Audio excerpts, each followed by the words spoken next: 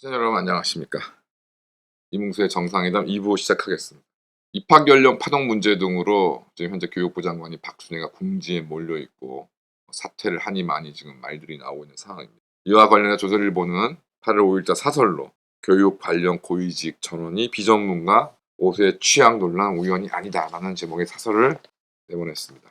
그 사설을 좀 보면 박순애 교육부 장관은 행정학자 출신으로 교육 정책 경험이 없고 장상용 차관은 국무조정실 출신, 이상원 차관보는 기획재정부 출신이다. 여기에다 대통령실 교육정책을 맡고 있는 안상훈 사회수석도 복지 전문가로 교육정책을 다뤄본 경험이 없다. 최근 초등학교 입학 연령을 만 5세로 낮추는 정책을 불수권의 혼란을 초래한 배경에는 이렇게 교육 라인이 모두 비전문가인 것도 있다는 지적이 나온다. 라며 교육부 장관을 포함한 교육정책 결정 라인이 모두 비교육 전문가이기 때문에 이런 사태를 제대로 처리하지 못한 인사 실패다라고 지금 통탄을 하고 있습니다. 그런데 2022년 1월 1일 이제 올해 신년호에 조선일보가 어떤 칼럼과 기사를 내었냐면 미래 세대를 위한 재원이라는 곳에서 저출산 고령화 파트에 김동섭 한림대 개공교수 박래건 기자 명의로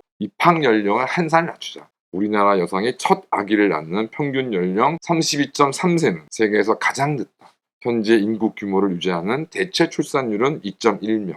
달성은 당분간 불가능하다고 봐야 한다. 인구 감소를 위한 잠재 성장률 추락 상황을 최대한 늦추기 위해선 초등학교 취학 연령을 현재 만 6세에서 한 살 줄여 사회 진출을 앞당겨야 한다. 현재 6334 학제 개편 논의도 필요하다. 4차 산업혁명에 대비한 효과도 있을 것이다. 라는 기사를 신년 특집 기사로 낸 적이 있습니다.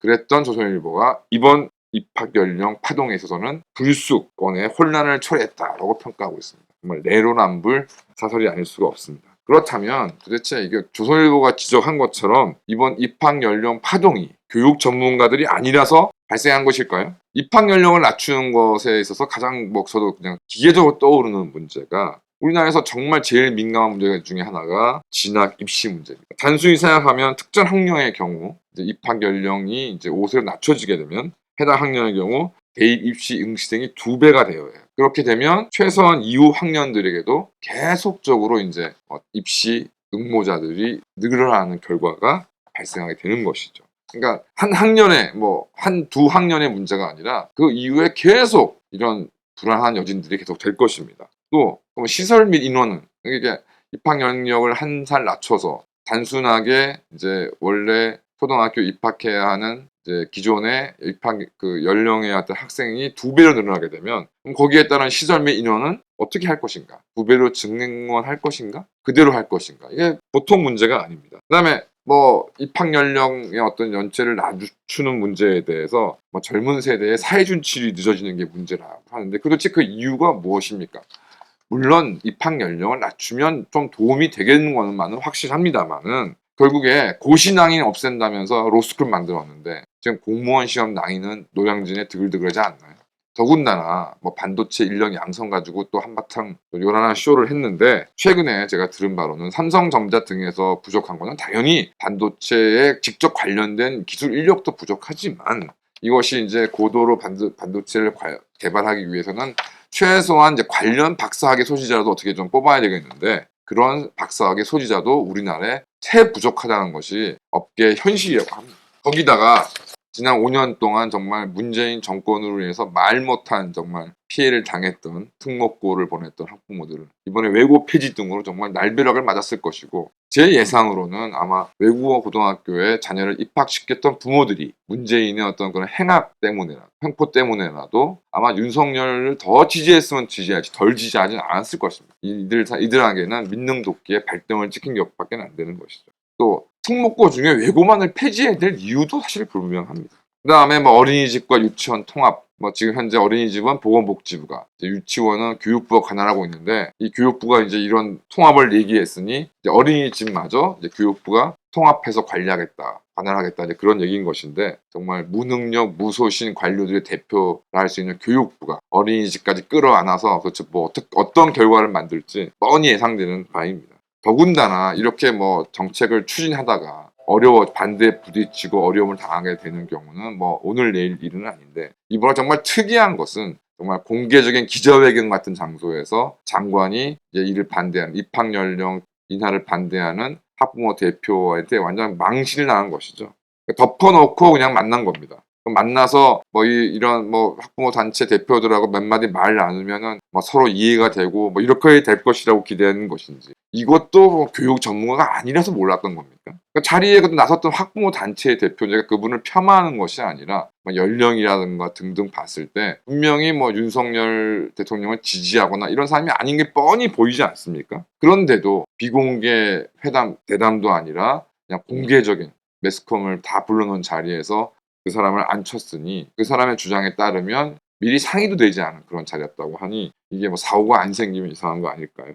어떤 면에서는 이제 무능력, 무소신, 어떤 면에서는 뭐 윤석열 정부를 내심 지지하지 않는 교육부 관료들 사보타주가 아니냐는 생각이 좀 들었습니다. 그러니까 결정적으로 정말 이 입학 연령 문제에 대해서는 정말 사회 정책에 대한 뭐 총체적인 난국맥을 좀 보여줬다고 생각이 들고, 그 기본적으로는 이게 무슨 뭐 교육 전문가냐 아니냐의 문제가 아니라 기본적인 능력, 기본적인 인식에 문제가 있는 자들이 이 일을 만들었고, 여기에 대해서 아무런 제재가 이루어지지 않았다. 뭐 이런 것들이 총체적으로 요즘 윤석열 정부에서 보이는 모습이 아닌가 생각이 듭니다. 그래서 대구에서는 한 분이 대구의 민심은 윤석열은 아무것도 아니다, 도대체 뭘 하려는지도 모르겠다는 것이 대구의 민심이라고 전했습니다. 저도 이 말에 100% 동감합니다. 여소야대 국면에서 집권 3개월을 맡고 있어서 뭐 어려운 여건인 건 알겠습니다. 그런데 이 앞으로 어떻게 해야 될 것인지에 대한 비전조차 제대로 제시하지 못하고 있습니다. 말끝마다 5.18 개헌, 뭐 김대중, 노무현 추억 만들기 뭐 이런 것들 외에는 저도 기억이 잘 나지 않습니다. 그런 상황에서 뭐 언론 예전하고 그대로죠. 김어준 설치는 거 똑같죠. 무엇이 달라지고 무엇이 달라질 것인지에 대해서 아무런 좀 감이 잡을 수가 없습니다. 오세훈 같은 경우는 뭐 광화문 광장을 뭐 공사를 강행을 해가지고 이제 뭐 왕국이 된다 그러는 건데, 도대체 넓은 도로로 잘 쓰이겠던 그놈의 광장을, 그놈의 그 도로를 광장으로 만들어서 도대체 무엇을 얻으려고 하는 것인지 알 수가 없고, 용산 여의도에 60짜리 고층 아파트를 뭐 지어서 무슨 서울의 스카이라인을 바꾸겠다고 떠들어대지만, 오세훈이 추진했던 동대문 디자인 플라자, 고천 돔 경기장은 뭐 애물이 단지가 된 지 오래입니다. 이런 사람이 무슨 용산 여의도에 60층짜리 고층 아파트 단지를 만들겠다는 것인지 알 수가 없고요. 제대로 된 과학 교육이 없는데 뭐 엉뚱하게도 탄소 제로, 뭐 기후 문제 이런 것들만 떠들고 대고 있고, 뭐 그렇게 뭐 연령 학대를 뭐 낮추고 높이고 뭐 그런 문제에 신경 쓰실 동안 지금 각급 학교에, 초등학교 같은 경우에 돌봄 교실이 운영되고 있습니다. 돌봄 교실 운영되고 있는데 방학 중에는 급식이 제공되지 않는 현실은 현재까지 바뀌지 않고 있습니다. 결국 이런 것들, 뭐 학교 지금 뭐 크게 사교육, 뭐 병폐, 입시 문제 이런 것들이 뭐 우리 교육의 가장 큰 문제라고 생각이 들긴 하지만, 실질적으로 학교에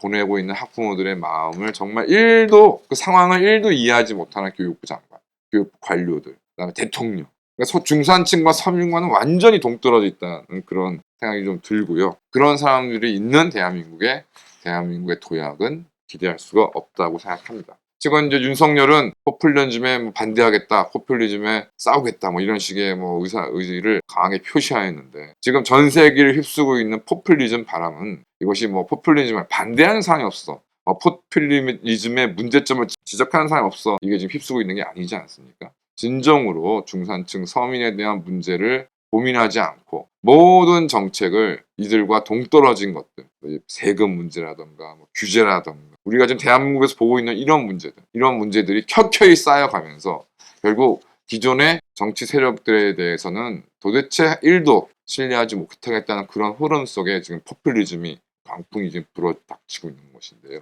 이것을 반대한다, 이것을 저지하겠다, 싸우겠다, 이런 말이 과연 무슨 의미가 있나? 앞서 말씀드린 것처럼 중산층과 서민을 철저하게 외면하는 정책들이 끊임없이 시행되는 한 포퓰리즘의 광풍은 더 한 발짝 우리에게 다가올 것이다. 여기에 오히려 합리적인 조정이 필요하다는 것이 지금 시급한 문제라고 생각합니다. 감사합니다.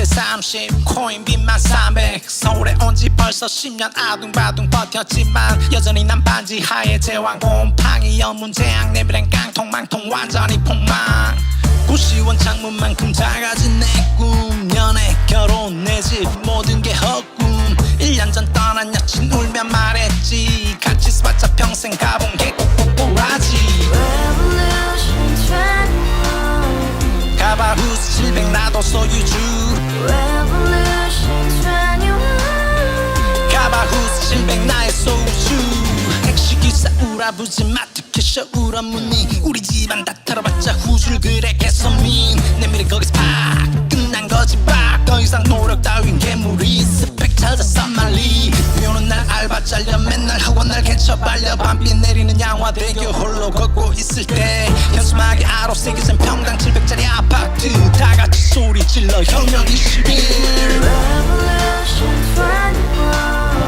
21 가바후스 700 나도 소유주 Revolution 21 가바후스 700 나의 소주 You and I, we live together in the house. Brand new day, and your dream had just begun. Yeah. Revolution 21, only open happiness. 너의 곁에 내가 영원히 Yeah. 지금까지 정치인들 입만 열면 찝찝찝 개소리 멍멍멍 쳤다 하면 뻥 잘난 부모 만나 잘